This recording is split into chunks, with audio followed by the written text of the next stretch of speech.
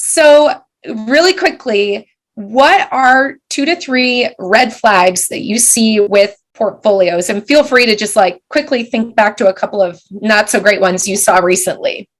Okay. Thing number one, I really, really don't like it when you link out, you send me to a page and you're like, this is my project. And that page just links out to like a Behance or a Google Slides. Take the time, like if you're on the job hunt, take the time, translate that into your portfolio website, please. So all in one place, I think is what you're saying. Yeah, I don't want to be linked out to slides or PDF, just Dropbox, 50 Dropbox folders. Right. And then on like thing number 2 is very similar to that. I've seen a lot of people just like have their whole website page be like a picture.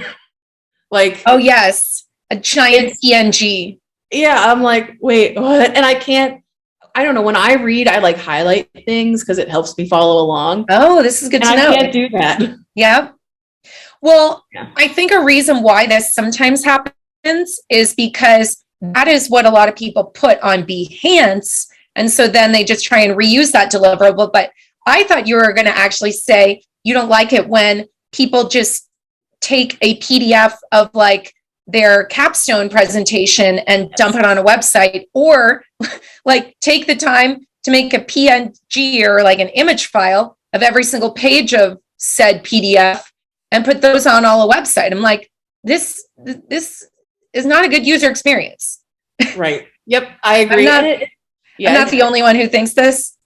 No, you're not. It's not even like, I mean, it is a bad user experience because I highlight things and it becomes pixelated, but it's also doesn't work well on mobile for sure.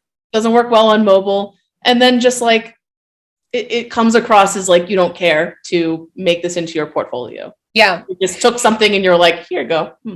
Just like, show me that you care about your portfolio. Yeah. Okay. So same question, but for resumes, what are 2 to 3 like red flags that if you're just cruising through resumes on an average Tuesday, you're like, yes, yes, no, no, no, no.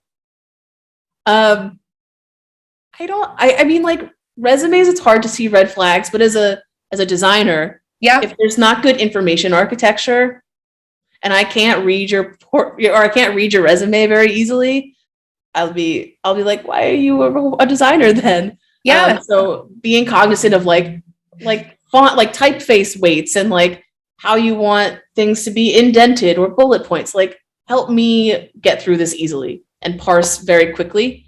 And just making sure you have like action words at the beginning. And, you know, people will just be like, oh, responsible for blah, blah, blah. Like, tell me like the hardcore deliverables that you brought. Why were you successful? You know, my leadership yielded this many more users or really actionable insights. So I'm just curious about the good, actionable, tangible, good things from your pieces or from your experience. Yeah.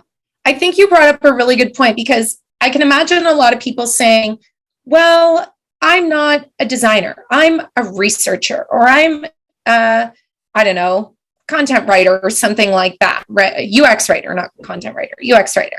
Mm-hmm. And like, I'm not good at design, or I don't know how to use InDesign or Figma or whatever it is. And that really bothers me and makes me worry about the future of our profession in general, because I think to do your job, whether you're doing research or writing or whatever you do, I think you need like just a basic understanding of things like content hierarchy and like balance and the use of white space. And to me, this is a bit of a tangent, but it's those like very timeless design principles that go beyond your ability to know every feature in whatever software you're using, but like those principles that you can apply, whether you're designing something in, God forbid, Google Slides or PowerPoint or, you know, Keynote, or honestly, if you're composing an email, like when to use bullet points or not. So findability and ease of which to like skim and scan